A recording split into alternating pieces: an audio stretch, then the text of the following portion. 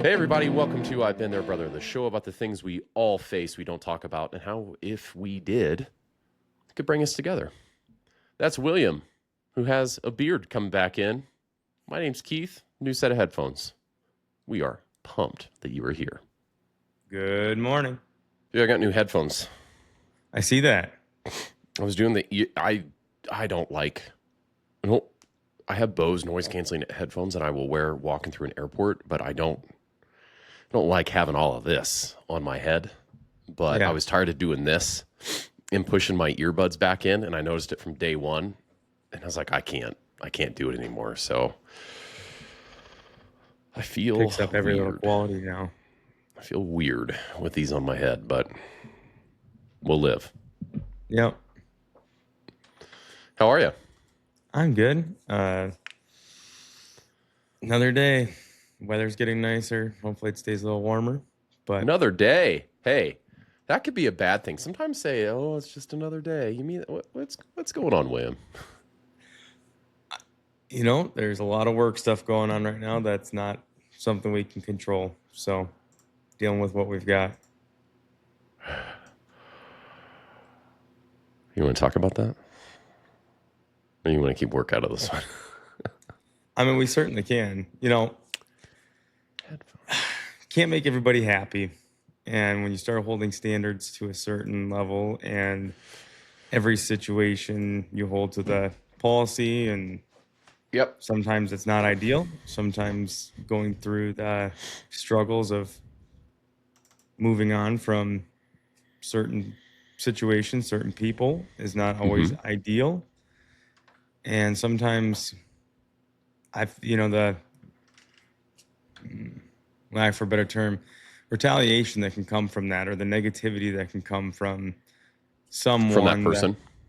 specifically. And it's happened a few times in the last couple weeks now where Yep. we've held our standard and held our line with our policy, and not deviated. And we've held that same messaging. And we've had about 3 instances now with different people, different locations, not the same people, but just because our company standard is what it is, it's been held a certain way. And now it's causing some difficulties on the back end, more or less. It's not like things that, it's really frustrating that on one hand, you can sit there and be told how much they do, and then as soon as they realize there's not a chance to come back, feels like all of a sudden there's a little bit of public scrutiny. Everything gets thrown out in the open, and it's not like there's something. I'm not trying to hide anything. I think that's it. It's like we're just holding a line. Is that a new line that you have, or is it the same standard you've always held, or are you actually just holding it now? We're actually holding it now. Oh, It's a yeah. policy. Yeah. So, and that's where we've had it in place we've had all of our policy in place for quite a long time now. And it, all the way down to like state requirements, of course. And sometimes it's not viewed that we're doing it that way, but we've been through those discussions with professionals as to making sure we're following proper protocol and all those good things. Yeah. And of course, it's not viewed that way. And from the person that's no longer with us or people. And are there things we need to fix in some cases? Yeah, absolutely. I think that's the case is if we got to fix it, we got to fix it. But now we're actually following through with what we've been saying all along. And it's happened 3 times in the last, literally, I think 4 weeks now, almost weekly, and that there's been an instance, and the same follow-up has happened, the same public communication, and there are definitely people in our communities that are like, oh, that's, you're taking this out of proportion, things like that. But then there's also people that You mean your jump right work on board. community? No, even in our like business. Oh, like in the general community, they know the intimate details of your policies and what's going on. Well, at work? not so much the policies, but maybe like reflection on how people are publicly saying things like, "Oh, come on." Okay. Long-standing policy, inconsistently enforced. Now being enforced. Equals a new policy. Yeah. And that's on us, and I think a lot of that's been stemming from the business coaching I receive, frankly, our podcast, the more we've talked about a lot of things, the accountability coming through, and and also if there are times where I'm not right, like we just said, you know what, we got to fix that. But we've been doing a lot of that due diligence, asking the right professionals, bringing in people that are going to give us feedback on how to adjust and how to navigate that. And if we're wrong, we're wrong. We have to course correct. But Yeah. yeah. That's tough to work through.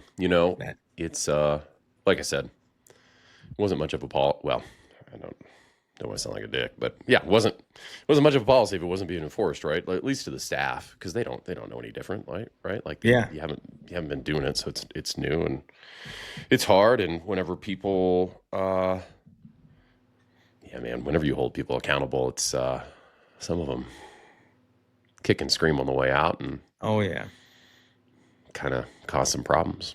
I Yep. worked through that in December. Had an employee quit 2 days before Christmas. In a retail setting, right, where like it's pretty busy around then, and they chose to leave. And whenever they chose to leave, they chose to do as much damage as they could on the way out with the other employees. And it's amazing. I shouldn't be surprised. I've lived this before. It's amazing how much damage someone will do on their way out.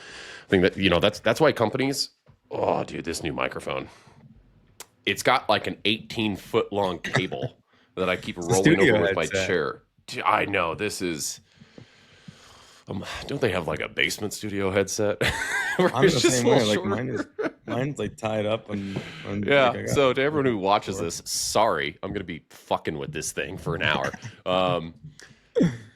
Dude, that's why whenever someone quits at a lot of companies, they're like, "Hey, I'm leaving on good terms, but it's my 2-week notice." The company just pays them out the 2 weeks, and you're done right then. And a lot of people feel bad about that, and they're like, "Oh, William got done dirty. They just told him to leave." And it's like, look, he's paying you out. You don't want to be here. You're going on. Enjoy the time. You can do whatever you want, right? You're getting paid, and you try to avoid, you mitigate all that crap that comes. Sorry that you're working through that, man. Yeah, it is a bummer, but we have a good team that is there and in all locations, and it's been a big learning thing, and that's all right. I have to ask, because last episode we were talking about I was captain, work is not your family. And you're like, and before I said that, you're like, work's my family. How are you feeling handling this? Because if you've had 3, boom, boom, boom, from holding standards, you can't feel, clearly you don't feel great. Yeah, I can see it, right? You didn't even shave. Like, you have a beard back. So I go, okay, something's going on. You doing okay? Yeah, I'm doing really good. So the shave, my wife is not a fan of the shaved face because of the stuff, or the scruff and the stubble. So we're fixing that, bringing it back. So that's coming back for right now. I do like the clean face, but still, it's coming back. But maybe you could strike a balance. I might keep it at about this length. We'll see. That seems like a lot of work too. It all seems like work. You've grown more facial hair in the last 5 days than I've grown in my entire life. I can't grow a beard. Dude, this is it. I can grow this mustache is caterpillar. That's solid though. But nothing down here. I get like a little bit on my little butt chin here, because I have a cleft chin. So I think that's called a cleft chin, right? Where I have that dent. It looks like a little butt. I need chinderwear. It's strong. Chinderwear? Yeah, for my little butt chin. Oh my goodness, chinderwear. That's great.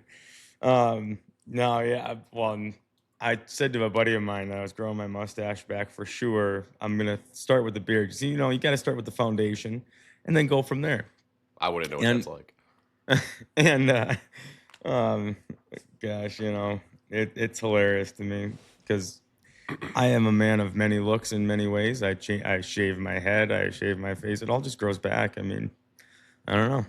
But you asked if I, with the family and the friendship, and frankly, I think that's helped.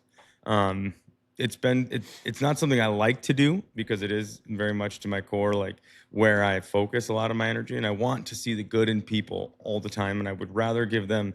And I said this yesterday to a team member or to a leader in our company when we were making a decision about this. I was saying, you know what, it's tough because I want to give someone 3, 4, 5 chances. And that's at the Mm-hmm. same time, that's detrimental to our environment. If they're constantly doing that, and I'm constantly allowing that, then what am I showing everybody else? Mm-hmm. And that's really tough because in this situation, this person was great with our community members. They were Mm-hmm. awesome at serving our guests.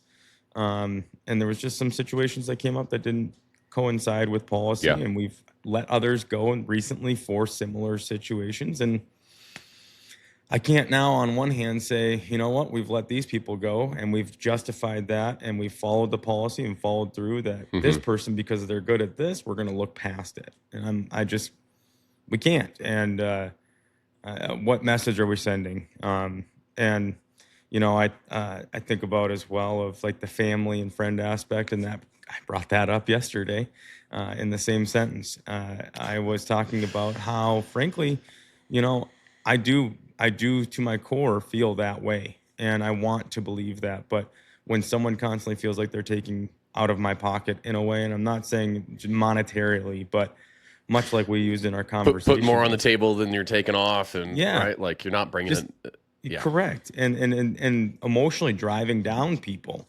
And it's not just this situation; it was in Mm. others as well that are like where it's really cause and effect of. It's almost creating such a rift with leadership down, like to everybody that They're an energy vampire. yeah, they can bring energy. There's no question. They can bring the table up or bring the room up, but at the same time, we're constantly fighting this battle, and then there's judgment calls being made, and it just Mm-hmm. and it sucks because it feels like a lot lately. And then on top of that, we've got a lot of equipment going wrong.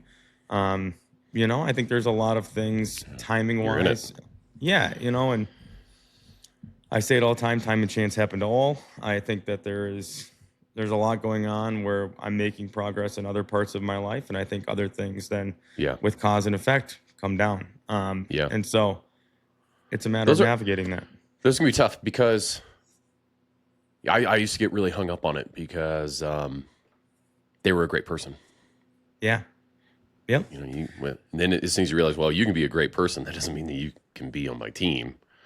Because it's to be on the team, being a great person is part of the puzzle. It's not the whole. It's not the whole equation. Yep. I agree with you. Been a lot of navigation with that. So, but otherwise, like when it comes down to it, I think, in the last year and a half, frankly, with a lot of my weight loss journey and getting that squared away, my mindset with that, my faith, all of this, like I think navigating it has been, it's crazy. I was just telling my wife this the other day, like yesterday, I just feel it's different now how we process it. I'm not reacting in a panic. I'm like, you know what? We just got to keep going. We have to respond to this. We're prepared for it. We know what we need to do. And now we've done it 3 times in a matter of a month that it feels like, okay, like now we've now proven we can do this. We're going to move through this. We're going to be better from this. And we're going to continue to work on the environment and continue to work on ourselves. And here we go. Yeah, it's the situation that you're in. Yep. Makes me think about a story. I was living in Australia because I've lived in Australia twice for work. I was up in Queensland. I was doing a visit with a retailer up there. Did not work directly for me. So for a long time, I did business development with people who sold our product, but they didn't report to me. I was in their store, really profitable store. We were running through a list of all the things they could do to grow their business, make more money, sell more stuff, serve the community. His name was Matty. And Matty looked at me and he's like, Keith, that all sounds great. I won't do a fake Australian accent here. It's no good. That all sounds really good, but you can only fuck with the dick that you got. And this is what I got. And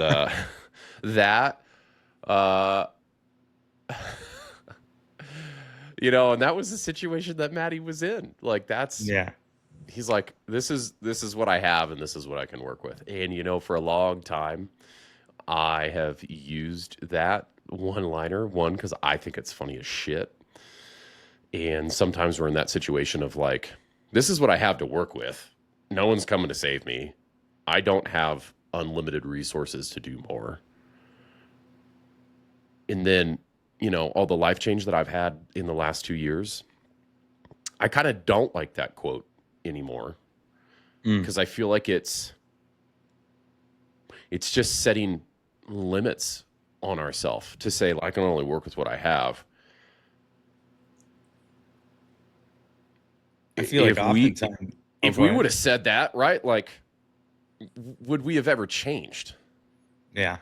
And I think we did that for a long time. I think that's where my mind goes, like, you know what? Like, that is where I'm at. But also we use that same mindset and, decided to invest with what we have and find the people in our space. And now, like, I think about the very beginning of my weight loss and all of that and my journey with my mindset.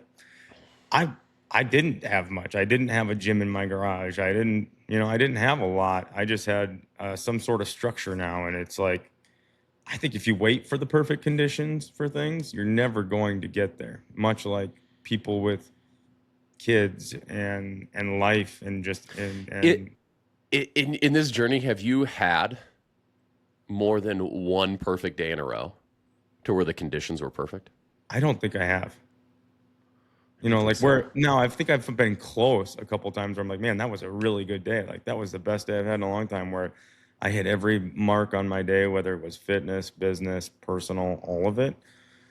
I think also I don't search for or don't dwell on the things that maybe don't go well. So I don't know that I don't have a perfect day, but I think that I oftentimes have great days.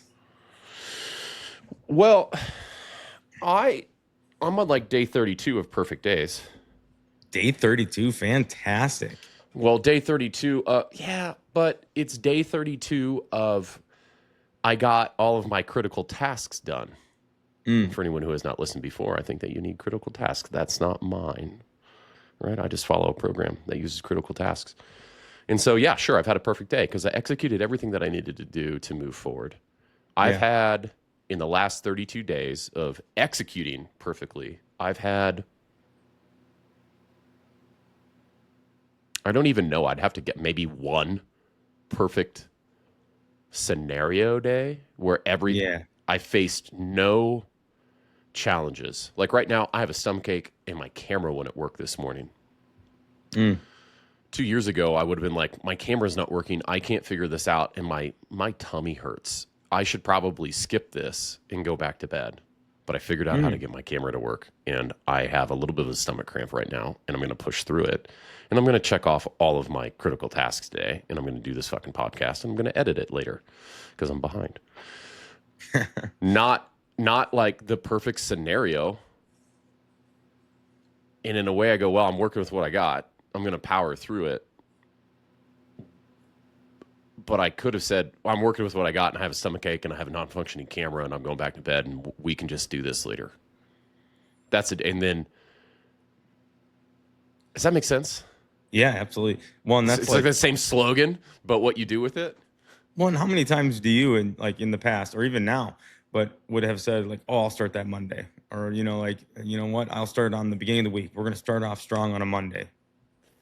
I feel like that happened a lot for me, where I'm like, oh, I fell off on this day. We'll start over next week, and I'm going to hit it ground running. I'm going to prepare for that. And how many times do you sit there and wait and wait and wait and wait for something? You like Creedence Clearwater Revival?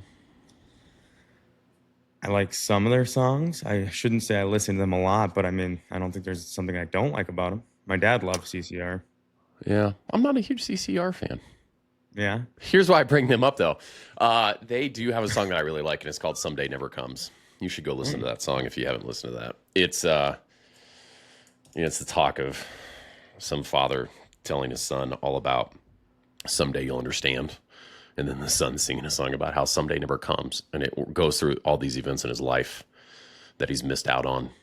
and how someday never comes. You never understand. Monday never comes, Mm. right? Like whenever you delay shit, you're just lowering that standard.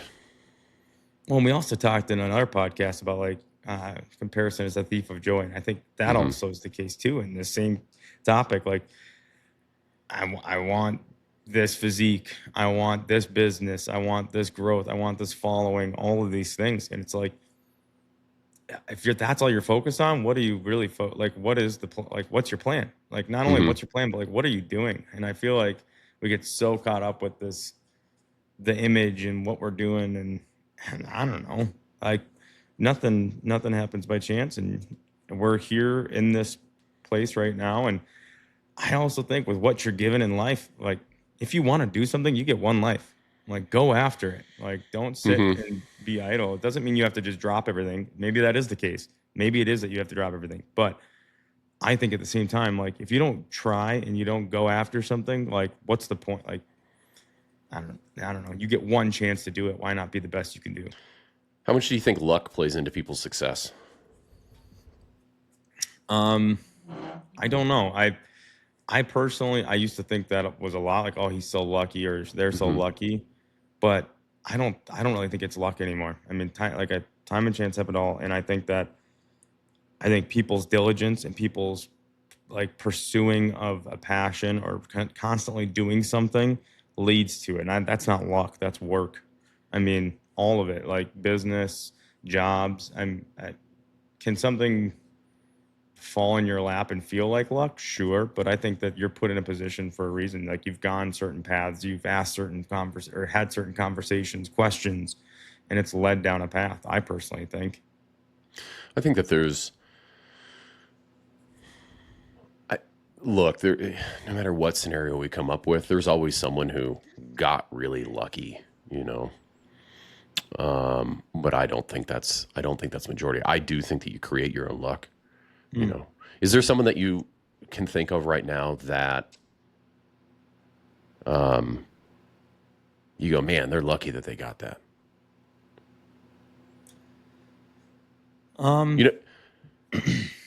If you don't have anything right, I bet a lot of people look at you and go, man, William's really lucky that he has that gym in his house. Like, oh yeah, I don't have that. He's really lucky. Yeah, I'm sure there is. As a person who has a gym in their house. Yeah. I've had a few people say that to me. And that's just it. That's what I'm getting at with like, what's stopping people? Yes, money, no doubt. But if you truly look at like where you're spending your time, effort, and investing your money and on all of that, we've talked about this. Like, don't waste your time. Don't waste your money on something you don't need. Like we mentioned alcohol, we mentioned many things, but this wasn't something that was just out of the, I didn't pull this out of a hat. Like this took time, effort, money, a lot of discipline. And I think that's that's everything. But it is one of those situations of, I don't know how they could do that. Or Will and, Keith, but in this case, let's say my own team members on some of my other businesses, Will does this and Will posts this. And, like, I'm sure that gets, or we go to, Disney with my wife's job. And it's like, I'm sure that gets looked at in that light, and yeah, you get judged for it. Here's what I'll say. I used to hide it. I used to hide. Correct. Look, I'm sitting in front of 6 guitars, and I've got 3 more out in the guitar room, and I would try to hide how many guitars I have, or I would not feel comfortable letting people know I have a second living room with guitars in it, or I have a gym or whatever, right? Like, yeah. Because I was kind of embarrassed of it, and maybe 6 or 7 months ago, I said, I'm going to stop hiding that. I should be proud of that, because those things, those aren't luck. That was, to get that gym took 41 fucking years of being really dedicated and working with what I have, but leveraging what I have to get more. And we all have the same amount of time in the day, and how the fuck are you using it? And I did not always use it well, but even in those times when I didn't use it well, dude, I believe in busting your ass in putting in the work. Yeah. And I earned all of that. Like I earned all of that. Yeah. That wasn't luck. And you think about all the people that either helped you or didn't help you along the way as well. I think there's a lot. I was just saying that last night about, my journey. There was a lot. I've heard great things and bad things. Like, people have also like scrutinized my journey on weight loss and like, oh, it's not sustainable and all of that. But they don't also know that I run 30 miles a week and I work out sometimes twice a day and I choose to eat a certain meal. Like that takes a lot of work. And I'm not afraid to show that anymore of like, you know what? Like everybody has the capability to do this. Like to not just be fit, but also choose like the your daily work life. Like I am very much the same. I used to filter a lot of what I publicly would show. And that was something my parents taught me of like, like if we're traveling, we didn't post, we didn't share any pictures. We didn't share we were leaving town because it was like, oh, we don't want anybody to know we're gone. We don't, and it was all this like thing of like, don't tell anybody. Now it's like, you know what, if we're gone, we're gone because we're working hard. We have 5 businesses that we operate, different groups with, different types of businesses that my wife and I, we're busy all the time. And that's a choice that we've made. And it gives us certain things in our life and abilities to go do things. And that's part of it. But we all have time, right? That we all have the limitation of time. It's what you do with it. It's how you use it. Yeah. And it's so easy to make excuses. So easy to, oh, I don't have the money. I don't have the time. Have you noticed an impact in that, right? So I'm also assuming, right? So you've eliminated some excuses in your time. You've eliminated those things that you used to use as challenges and obstacles and walls that keep you from succeeding and getting what you want. I'm assuming that you've looked at other people in your life outside of work that use those excuses, and you're like, dude, fuck your excuses. You can just be using your time better. Is that true? Oh yeah. And like the mentors I have, like I've flat out asked, like, how do you do this? Like, what does your day look like? It looks like on the surface, everything looks great. And most of my mentors, it's like, not everything is perfect. Like they hit walls too, but like I've learned, like picked and chosen like different things from everybody of like, okay, this works. We have a non-negotiable here. Okay. Yeah. I'm going to add that in. And not every day is like that. But has that mindset carried over to work?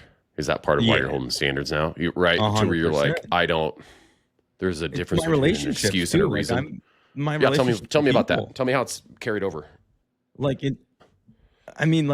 outside of with people, like I'm not okay with allowing certain things like I used to be. Like, you know what? I saying yes to everything is something I was notorious for, and I still occasionally do.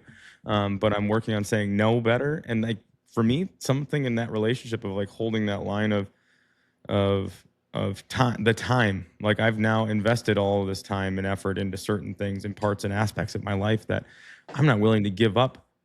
I'm not willing to just push it aside for something else or this next thing, or, as much as I love helping people, like there are certain things that are non-negotiables now. So I have to stick to that. And I've backed out of things that I just can't like, that's not part of my goals now. You talked about luck. Do you think it was luck that we talked about that night on a text message about wanting to do a podcast, or in general wanting to do YouTube and then talk about a podcast? Now here we are. And I don't think that's luck. I mean, I think we went through certain processes of our life, got to this point, and it's like, you know what, we've met people, we've now encountered things, and much of what I learn in our calls, I implement, and it makes me really think. And there's not a lucky conversation that we're happening. I think that we're having certain conversations and they correlate to my life. And there's a reason we're having these conversations. And I think we've had conversations with you where it's changed parts of your life. And I think that that's constant. And there are people that are listening right now that are probably talking to us like, dude, I totally agree. Like this is happening to me. And I know it does because I've heard it. You've heard it in different ways. And I think that this is not a happenstance. None of this is. And yeah.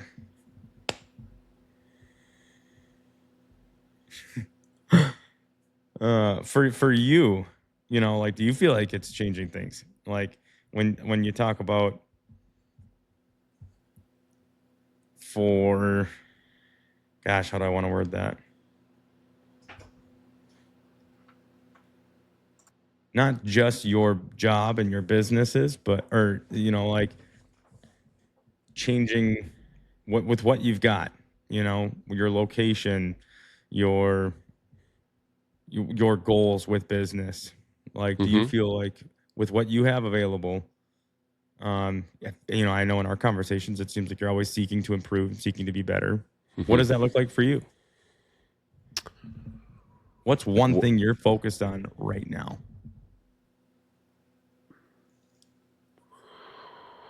I'm focused on my fitness. I'm focused on growing my business, and I'm focused on developing better relationships with my kids and my wife. Like that's really high level. Yeah. Like, I'm not telling you the shit that I do every day to do that, but like those are 35,000 foot views of what I base my critical tasks on. I got 2 things a day that I do that are outside of a normal to-do list. So I do a ton of shit, but what's something that makes me uncomfortable, I know is going to move me and will move me forward towards those things. And I do 2 for business. I do 1 for relationships. I do 1 for health. And then a self-development one. But do these come from other people, or are these coming No. from your own process of discussion and with yourself? hey, it's not from my process. If you've ever done 75 hard, there's 5 critical tasks that you do. And then the creator of that, Andy Frisella, created a thing called Operator Standard. And I joined that.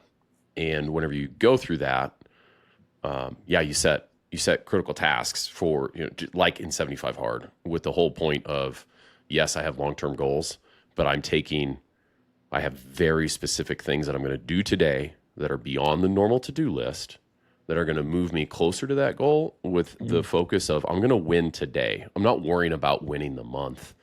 I'm worried about winning today. And if I can win today and then win tomorrow and then win tomorrow, you're stacking those small wins, you're gaining confidence, and you're chipping away at making progress, and you're not making it this insurmountable, I have to do this week. It's like, I just need to do this today.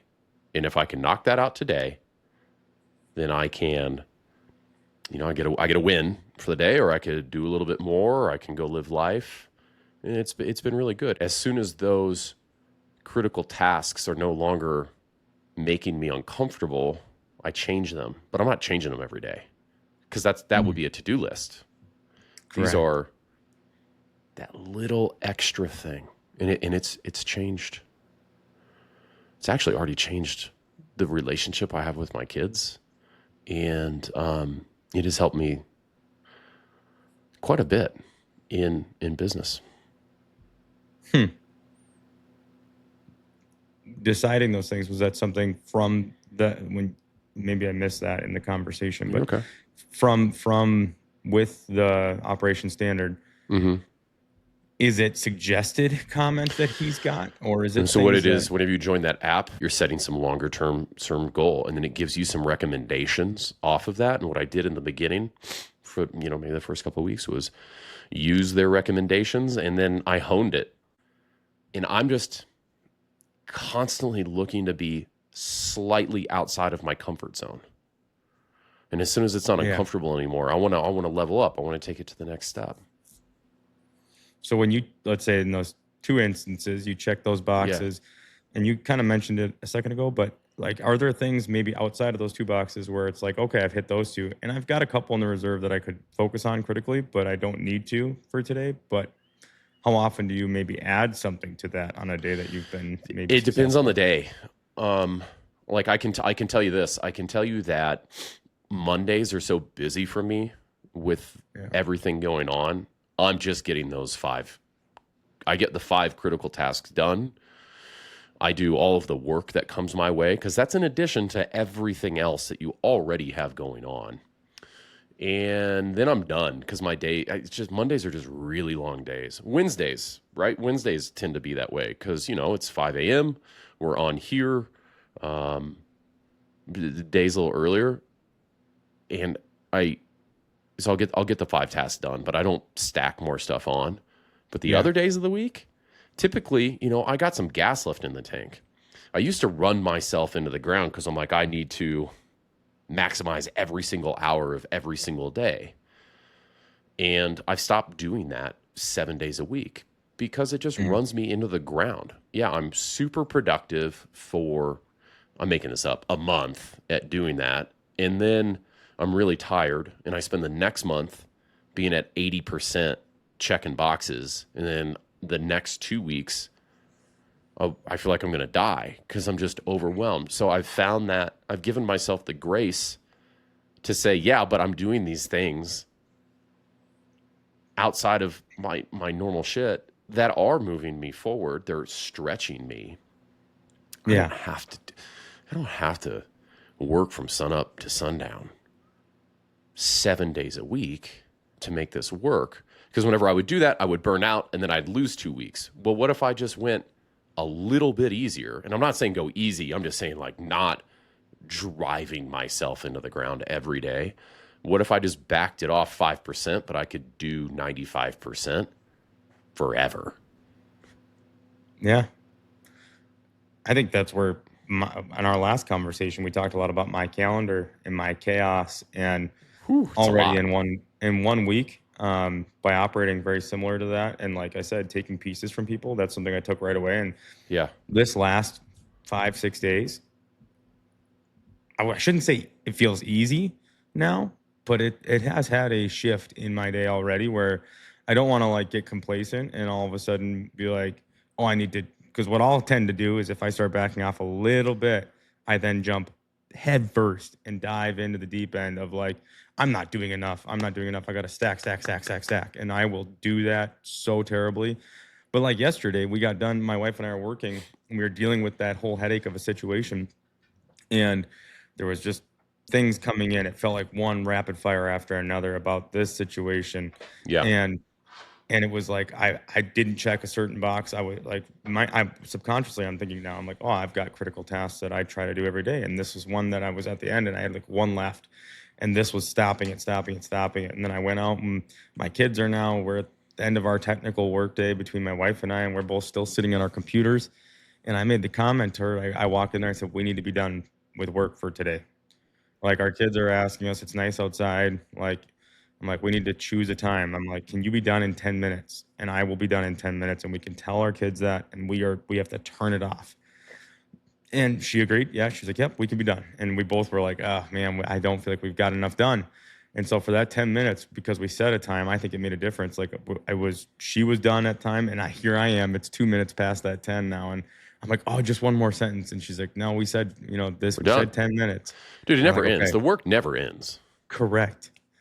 And I think that's something that's been hard for me is like, it's like, oh, it's one more thing. I need to get one. I can get one more, or this is prompted now. I got to get that. It's like, you know what? No, like I need to stop. It's either I'm going to become less productive and my work's going to be lackluster. And what's the point then? Whereas I could start off charged up and ready to go again. And my kids want my time. And here I am. I talked, my dad used to, and I love my father, but he used to work ragged, man. And he wouldn't come home or wouldn't come in from the office until late. And it's not a negative on him. I mean, he was a hardworking man, but towards the end of before he passed, like he was more aware of his time and aware of his time with his family. And I recognize that very heavily. And I'm like, shoot, I'm doing the same thing whether it's businesses, the same businesses, my time is like where I get hyper fixated on things becomes too much. Well, that's why you need a bigger vision. Look, a bigger vision. I have a bigger vision that involves me and my kids. I'll tell you my critical task. I'll show you how not intense it is, but it delivers a big result. My kids do not live with me. I'm divorced. They live with their mom. They live in a different state. That is a challenge, right? Because we're not, it's a challenge because we don't fucking live together. And what I have found is that I get very locked in on work and on me because I'm mildly selfish. And I'm really working on that. And it would be easy to go 48 hours without me reaching out to them. And whenever I was living with my kids before I got divorced, I would have judged someone for saying that. I'm like, holy shit, like you went 2 days without talking to your kids. What a piece of shit father you are. And then you find yourself in the situation to where you don't live with them anymore and they're growing up and everyone has busy lives. Yeah, you can go a couple days without reaching out to your kids. My critical task is that I take the time to send each one of them some type of message. I'm either sending them a text message or I film a video like I'm on social media, not a presentation or anything like that. I'm not drawing graphs for them, but I will send them a video in the morning, every morning. And that sounds super small, right? Like if you live with your kids, that seems meaningless. If you don't live with your kids and you are trying to maintain that relationship, dude, it's challenging.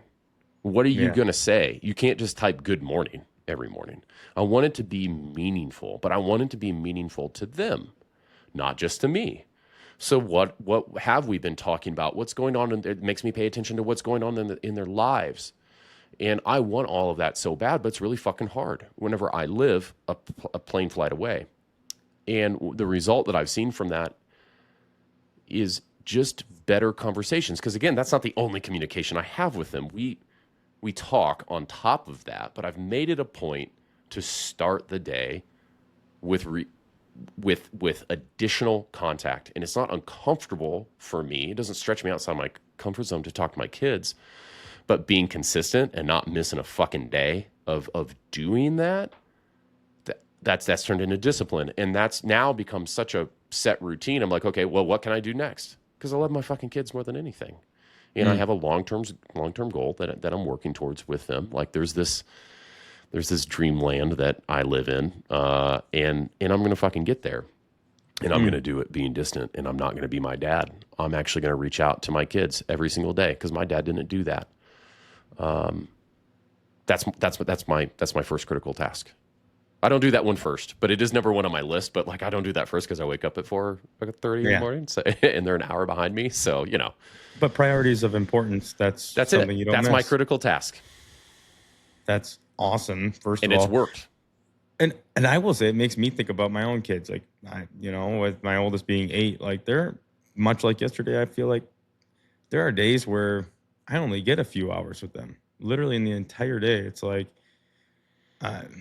waking up. I get an hour before school because they get up at 6:37, usually 6:30, and they're at school at 7:30, almost 7:45. So I get an hour, and we pick them up at 2:45, 3 o'clock, and sometimes I'm not even home for that. And then 5 o'clock, let's say, when I get time with them, 5 to 7, 7:30, they're going to bed at 7:38, and so we're talking 4 hours max a day that I really get time with my children, other than the weekends. It's like I'm right there, and I know I'm not having critical conversation at all. I'm definitely not making myself present in those few hours because it's like as soon as I get in with work, different things, whether it's a phone, whether it's social media, all of that. It's like, no, I need to put that away and be actually present. Dude, and it comes back to, right, working with what you got. If I make this about me, sorry, I could use that distance as an excuse to not do it. Yeah. This is a situation that I'm in, and my relationship's only going to be so good, and I'll try to make the best of it, and I'm like, no, fuck that.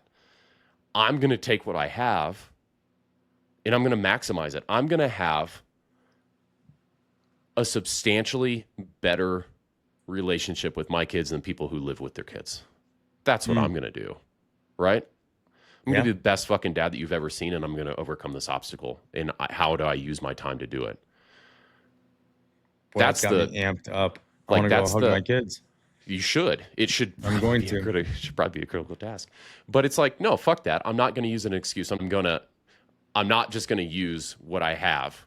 I am going to take what I have, and I'm going to fucking maximize every ounce of what I can to grow something bigger, not use it as an excuse. I'm just going to use it as a foundation to build on. Yeah, and I think many times we do that with our work, but we don't do it with things that are actually like important, like your family. You know, you mentioned that. I Mm-hmm. talk about my faith in the mornings. Like that's something that I'm very diligent on, and that became a critical task, and now it's just a discipline. Mm-hmm. I mentioned the hugging. Like my kids come home from work or from school, From and work, if I'm, coming home from the steel mill. I picture your I kids mean, being my like kid Ron asked me to Swanson. make Yeah. sandwiches, so like they're gonna be making sandwiches before I was 11 when I was slinging subs. So, um, I every single day, if I'm at my computer working on work and they come home, they run straight in and immediately because I've given them enough heck where I'm like, I want to hug every time I see you, and that's now a normal thing. Like so, as soon as we get off of this, I'll walk inside, and the first thing they do, they stop everything they're doing, and we come and we hug, we say good morning. It just something about the embrace of taking that moment, and I do that with people. I think that's another thing. Have you added talking to people in a critical task as like being a little bit out of the It has that's not made future my critical. critical test. Uh it's probably gonna make it on there. Yeah, It's probably it's I think actually you have a yeah. I lot had to a I had share. a had a life event over the Oh, weekend where I'm probably gonna add that. I need to do a better job with that. I could be a better person. I owed an apology to someone. So oh, I think I wouldn't say you're not a bad person. Nobody's. I mean, in my opinion, you're not. So I wouldn't say that you need to be a better person. uh But I need to be a better person in parts of my life. mm, I can I take us down? Can I take us to Keithville for a second on just a side yeah, why story? not? Let's go. One way Um, trip. People really piss me off sometimes Mm, because everything's fucking black and white. And let's use two examples. Keith's a good person, so he doesn't need to work on being a better person. No, I do, like. I think you can be a good person, yeah. and this part of you, this little sliver, Hmm. isn't a good person. Yeah. Okay, I need to be a better person in that part of my life. Um, Inversely, I think you can be kind of a piece of shit. Is every part of you a piece of shit and you add absolutely no value? I don't think so. I think everyone adds something. Let's use. So I talked about Andy Frisella, and we don't need to get into that. A lot of look, super polarizing person, has a couple podcasts, and you don't have to agree with him, right? But like, if we use him as an example, someone will be like, I don't agree. Like, I don't agree with the wild things that he says. And I'm like, yeah, neither do I. But you know what? Some of the stuff he says is good. So I'm going to take the stuff that's good. And that's a conversation I've had recently with people in my life to where it feels like a lot of folks lack the ability to find the good in people that they don't agree with. Mm, And you're like, but they might still have a point and you can fucking learn from it. And if we're not trying to learn from people that we just don't agree with, and you're like, there is something that I can learn from this person. Obviously, people are listening to this are probably thinking politics. Yeah, I'm talking about politics a little bit. I'm thinking about people in my life. It could be, you could learn how to not do something. You could be like, man, that one thing that they said out of 10,000, yeah. they're right on. But just because someone's an asshole or has these really strong opinions that I'm like, dude, I just don't agree with that. I don't think that's right. I'm not willing to totally write anyone off. Well, again, there's always extremes, but I don't want to write people off because they might have something. Doesn't mean I don't know. I get super fucking frustrated with that. Yeah. And when I say I'm not saying you don't need to be a better person. I'm meaning like I think you're a great person, and I do agree though. Like there's a reason we've been doing what we've done in the last couple of years ourselves. There's a reason we don't drink alcohol. I don't judge people for drinking alcohol, but I know what it's done to my life of removing that. And does that make me a better person than anybody else? I don't think it makes me better than someone else, but I think that it makes me a better person. It Yeah. has made me a better person. And I mean, there are a lot of people I don't agree with, but I am an advocate of, and I'm willing to listen. I'm willing to have a conversation. I'm not going to just shut people out because I think there is Yeah. something we can learn from everybody. There is. I think it's stupid whenever people do that. There's my strong opinion. Yeah, We can learn I'm from with you. everybody. We can learn from everybody. And if you're not willing to listen and grow, then you're probably just going to work with what you got, right? And I Because you're also just feel like, go ahead. making your options to learn very limited. Yeah, and how many times like you talk about being uncomfortable? Like, if I'm uncomfortable with a conversation with someone, why am I uncomfortable? What is making me uncomfortable about this? And I need to figure out why. Like, whether it's a strong opinion against it, like what is it about this conversation? You talk politics, like why does that one part of that like side of the political or political spectrum bother me so much? Why does that bother me? And I need to figure out why. I can't just sit there and throw a fit about it and be all pissy. And that's the same with everything. Like, oh, I don't agree with what someone did. Like, you're an idiot.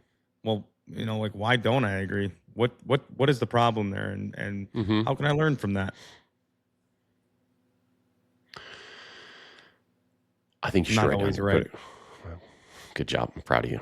And continue to be proud of you for that. You should write down your critical task. You said you kind of have some critical tasks. Yeah. You should write them down. Yeah. You said you do 5 a day? I do 5 a day. Here's the deal with critical tasks. You know what you have to have for critical tasks to work? You have to have actual goals for those areas. Okay. Or else how do you know what to focus on? Yeah. You're just kind of coming up with shit and it turns into a to-do list. And it can't be a to-do list. So everything that you normally do in the day, that's not a critical, that doesn't go on the list. Like, what can I be doing that I execute on daily that's on top of everything that's going to move me forward?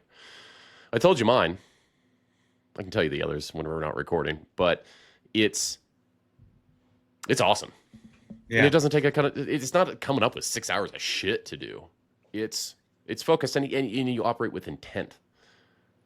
And I think I have them. I wouldn't say I have 5 necessarily every day that I'm sticking to, but there are 3 I can think of, 3 critical tasks every day that I know I do without fail every single day, and they've only made me better, whether it's a physical task, whether it's like my process in the morning, which has now become a routine. So at what point do you stop making it a critical task and it's just becoming a part of who you are and you replace it with another critical task?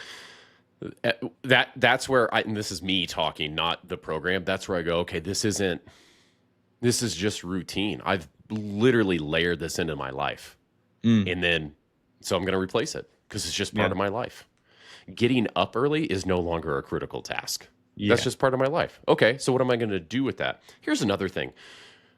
Whenever you're using your hours during the day and you're operating with intent, you have goals and you have those tasks, it's not like those 5 things are going to change my life. What I'm learning from it is, yes, it becomes part of your routine and you start layering on. Dude, it's just building blocks.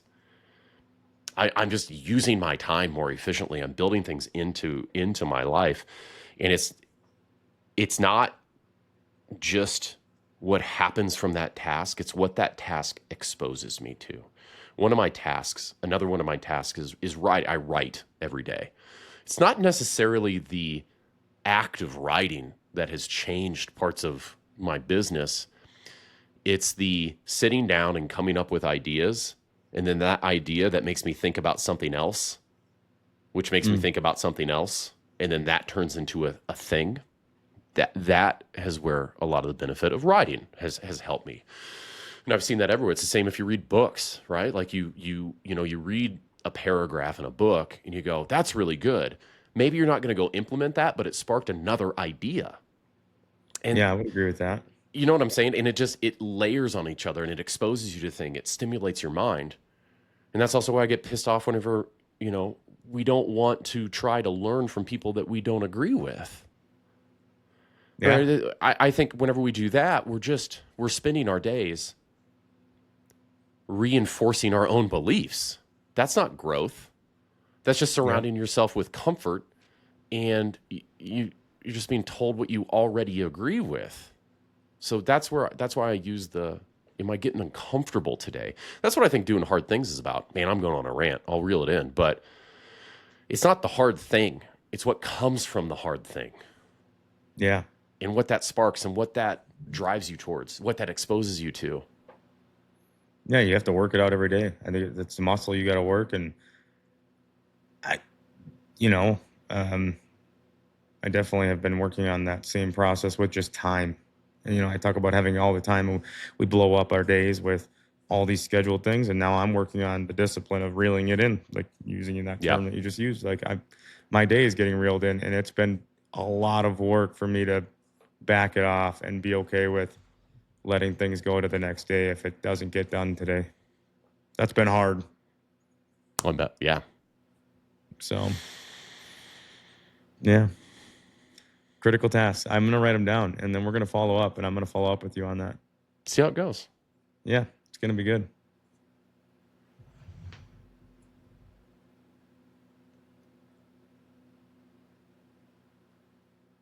You know what I'm doing? Waiting for me to close? No, I spend more time in these podcasts than I think anyone, right? Because I have to go in and watch it a few times to edit it. And I find that I'm just constantly like peppering you with questions. And so I've made a focused effort to not always do that. And I'm like, I'm just going to sit here. And I'm going to let William come up with something. Not as a test of you, but I'm trying to have a little bit of self-control because I feel that I can just keep it going. What do you think about that, William? I think that is a muscle I'm working on, because I can talk a lot outside of this, like, yeah, prompting others questions, yeah, and it's interesting you bring it up, because that's something I've thought about. When we talk about topic discussions, it's been difficult for me to not speak out on it, but like in a way of, because I definitely have plenty of things that I want to like talk about, but at the same time, it's like, is there value to me, or is there value to others? And I start getting critical about it. Then I'm like, don't bring it up. And then I start asking, and I'm like, you know what? Like, I know how in our relationship, how like your brain has worked. You love asking questions. And I think that critically, I love that, like, because I like having to learn and having to challenge myself, because I am not always right. And I keep repeating that because I think I've been surrounding myself with people that tell me I'm right all the time, or they're afraid to tell me I'm wrong. We have a tendency to do that. So, and so for me, when you sit there in silence, it makes me uncomfortable. It makes me very uncomfortable of like, well, what the hell is he waiting for? Does he want me to close? Because normally he closes. We're at that hour, Mark. What? Then I'm like, I'll open and close. I'll open and close. But I'm saying, like, that's where my mind is going right now. It's like, oh shoot. Like, no, I'm just waiting to see what you say. We're challenging each other here. Yeah. Look, I love doing interviews. I love interviewing people. And so I have found that I will slip into that, and I just rattle. I could sit here for 4 hours and ask you questions. I was like, I'm just going to lay off. Yeah, well, that's not a perfect condition for me in this conversation. So, William, what do you want to know? What's your question? Let's get outside of your comfort zone. Yeah, and my kid's looking at me in the window.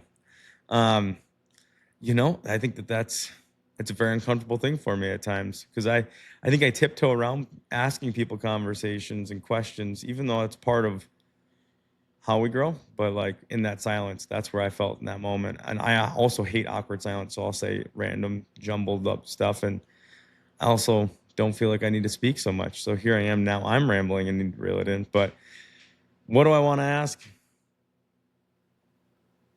I don't know. I don't have a prompt. I think for me,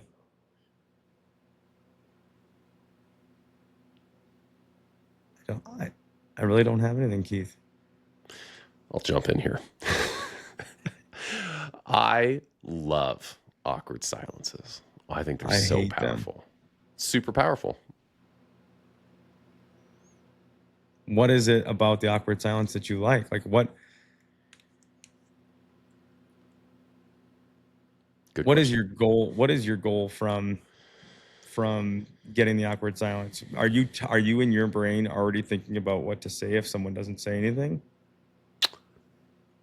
So that silence that we just had? Yeah. No, I wasn't thinking about what I was going to say. I was like, let's just see. I think the messed up part of me is It's kind of fun to watch you squirm a little bit. Yeah, I was squirming. I mean that I hate awkward silence, and I'm like, say something, Keith. Say something, Keith. I know. I kind of like watching you squirm a little, but ultimately the majority of it is,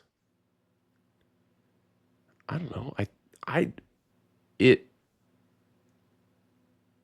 it creates a more unique experience. Mm. You know, like what the fuck do you think? You know, make someone, and not just specifically you, but like, yeah. What do you think? Instead of just, because I think whenever conversation's going and one person is asking all the questions, I think that kind of becomes them. It's easier to agree because things are fast paced and they're going. And whenever you just sit in it, like that, what was that? That was maybe 2 seconds. You're right. It gives you time to sit, collect your thoughts. Where's the conversation going to go? What do you really think? What do you really want to know? I love that. I think that makes a great conversation. This has nothing to do with what we were talking about today, but I love it. So in that awkward silence, why is it difficult for you to have conversations with others that maybe like in a grocery store, like we talked about, and just starting conversation? Yeah, it's really interesting. Well, that doesn't strike my mind as awkward silence. That's a different type of awkward of walking up to a total random person. You know, I really struggle with that. I struggle. I can really get into conversations, no problem at work, in 95% of environments. There's situations I don't thrive in. With my friends, I guess I'm pretty good. I think most of the time. Random strangers going up and starting a conversation, you know, like what Stevie did at the music festival. Yeah, that's not my wheelhouse. I have a really hard time doing that, and I don't know why. I have trouble doing that with Stevie's friends. They're all really nice, but I have a harder time getting that conversation going. But when it comes to the awkward silence, it's almost like I lack for a better term. It's like you're testing, like in a way maybe. of, you know, like in that situation where maybe I was I was uncomfortable. Frankly, and because I want it. It's like I want to say something, but what do I say? What do I say? What do I say? Whereas, like, I could go up to someone out in the open and just, man, I could strike, even though they might have made eye contact with me. That means I got open conversation coming, and I don't even know, you know, like why that is. But whereas for you, you'd not avoid it, but it's not going to be first thing in your mind. That's first thing for me. Okay, let's talk about that. Yeah. I think I think a lot of conversations that we have in life are very surface level. Who I'm going to talk to at the grocery store is going to be a pretty superficial, high level conversation. That doesn't interest me. That's why I like this podcast. I want to talk about real stuff. If I were picking out a grapefruit at the store and someone was like, hey, I really like your mustache and I want to know why you grew that, I would go into that conversation. Mm-hmm. Do you think that you enjoy conversations with strangers because you get to talk at a really high level about things like where you're from, what you're interested in? And I don't love doing that because I don't love those conversations. Yet I do feel really comfortable when we talk about our feelings or we talk about challenging things in life, the more 5,000 foot view. And I think that a lot of that comes whenever you sit in silence because you're like, what am I going to talk about? And like, you have to go deeper. You have to get below. I have critical tasks. Okay. What are they? What are they? Right? Like, that's the shit that I want to talk about. Do you think that that is why we feel comfortable in different spots? I think that's a good assessment. Yeah, because I don't know if like when I'm doing it in public or just in general, or if I'm in a conversation with someone, like that really quick bite of information, is it a dopamine hit in a way, not just for myself but for them? Can I impact their day really quickly and then get out? I don't know. I think that's definitely part of it. I think much of what I have been doing in my life of digging deeper, that is tough. That's not easy. It is uncomfortable. And so, yeah, I would think that's probably a good assessment. Yeah. 100%, and it is. And like, when you bring up like, oh, now I got to dig deeper, or I have to think of something to have conversation because it's out of the norm, because typically you do ask questions and you prompt. And that's something now that like, it's like almost not a habit, but it's a habit now. And it's like, okay, I got to build a new muscle. I got to think about something else a little differently here. And that's uncomfortable. So should we do an episode where I'm not allowed to ask it? I get 3 questions and that's it. Oh man. I mean, we certainly could, but I know me, and I don't want, if we do, and that's something we could talk about. I don't have an issue with that, but I think that I don't want to. Well, it was a joke. I don't think that we need to change that much. No, I think we should all be evolving, but we all have a part to play in life.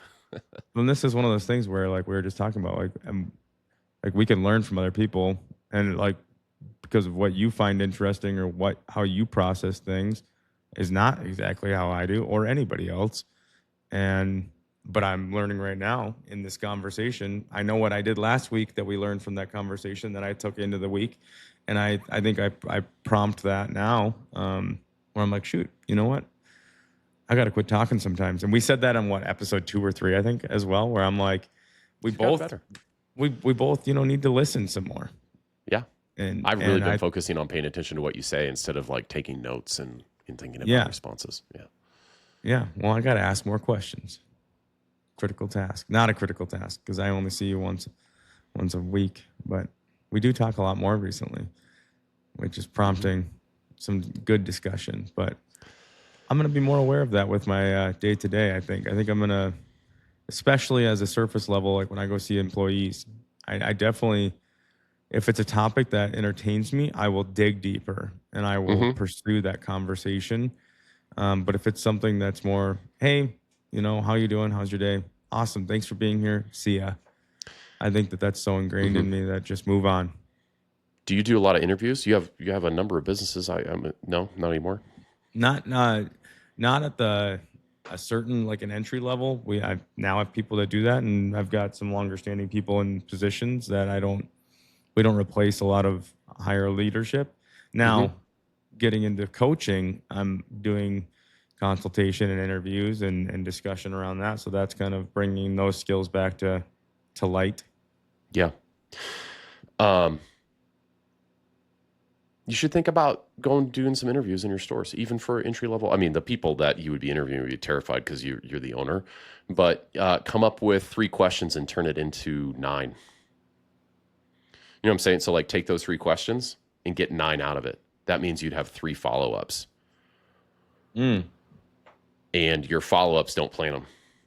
I have 3 core questions. You're gonna respond, and I'm maybe not 9. Let's just shoot for 6. But ask a question. They have a response. Dig in deeper. Ask a follow-up on that. Move on to your next topic. They have, you know what I'm saying. I do. Doing 1,200 interviews or what I've done now. I think that's where my mind works. Or that's how my mind works anyway, but that I had to learn to do that, because in the beginning I'd ask a question, you'd answer it, and I'd move on. I'd be like, I didn't like that answer. And I've learned to just dig in on that and ask follow-up and give me an example and tell me more about that. You said this word. What do you mean by that? And it's helped me develop, I think, a stronger, curious mind. Not that you're not curious. I like that. But yeah. But you have access to all of those people It'd be interesting. It'd be interesting to see if that did anything for you. Oh, I'm sure it would. And it's like this. Sometimes I feel like this can be an interview. Yeah. I mean, Sorry. truly. No, Sorry. and I have a I hard don't time mean that in a turning it bad off. way. No, I think that's part of the whole thing. I mean, there are people that are listening right now that are, I know, like I said, talking to us. I know it. I've received comments. And it's like, shoot, I think about that, and I know how I feel just talking to you and whatnot, and I think there's a lot to be said for that. I think we can put a bow on this. I feel that if the topic is a straight line, we definitely are a wave that crosses it a little bit. So maybe we recap this one. What are we talking about? We were talking about working with what you have and how it can be a limiting factor or a growth factor. There you go. See that silence? You did it. I'm just having fun with you. Yeah. Or growth factor. Yeah. Yeah, no, I think it was a good up and down conversation, and I took a lot from it. I'm going to write down some critical tasks. I think others that are listening should write down some critical tasks. Everybody, we appreciate you. When you go out there and tackle your day, make sure that you're not using your situation as an excuse to not do more, and stretch yourself a little bit. How can you take what you have and get more out of it? We'll talk to you next time. See ya.